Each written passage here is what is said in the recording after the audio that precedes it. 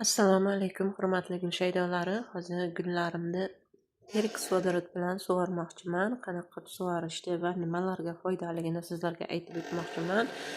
Bu perks vodorod, buni aptekalardan topsangiz bo'ladi. Bu gullar uchun juda ham foydali.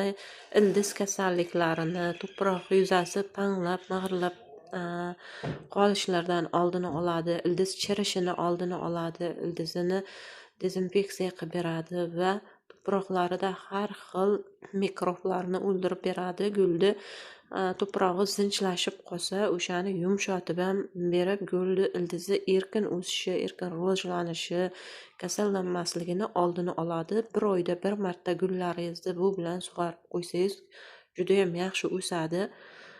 Har xil kasalliklar tushib qolishini oldini oladi. Masalan, gullarga ayniqsa guronga qorinson kasalligi ko'p uchraydi. Hamma bilsa kerak, ana shu perks bilan bir oyda bir marta sug'orib tursangiz, o'sha qorinson kasalligi tushishini ham oldini oladi va boshqa gullarni ildizi chirib ketishini ham oldini oladi. Mana yoz oylarida juda ham gullarga kerak bu narsa.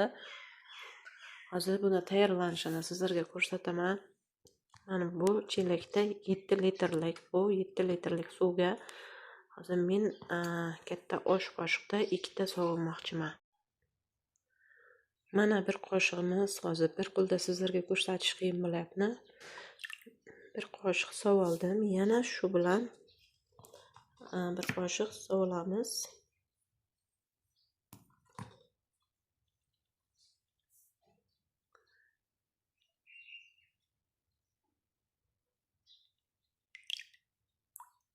Bir qoshiq chiqadi chamasi. Qo'lda solib ko'rsatish qiyinroq bo'ldi. O'shaning uchun shunaqa usulda soldim. Yaxshilab aralashtirib olamiz suvimizni endi. Buni hamma gullarga, faqat giron uchun emas, hamma gullarga qo'yib chiqsangiz yaxshi bo'ladi. Hozir hamma gulimni o'sha bilan sug'orib chiqaman.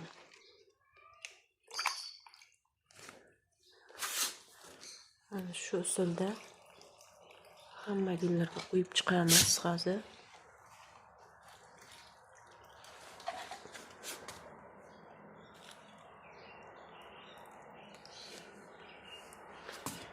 Shunaqa qilib perks vodorodda sug'orib tursangizlar, bu juda ham yaxshi gullar uchun, eng yaxshi ildizi uchun, ildizi chirimasligi uchun, yaxshi o'sishi uchun juda ham kerakli narsa.